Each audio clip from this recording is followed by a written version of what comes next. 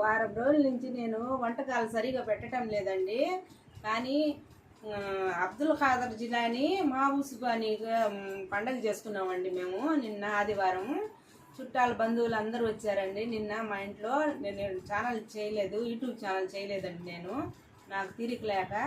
ఈరోజు మాత్రం మటన్ కుర్మా అండి, మటన్ కుర్మా చేశానండి.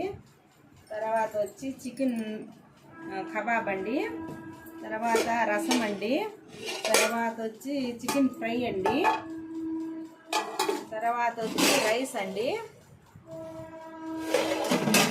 తర్వాత ఫ్రూట్స్ అండి, అరటిపండ్లు అండి, మురళీకృష్ణ స్వీట్ అండి.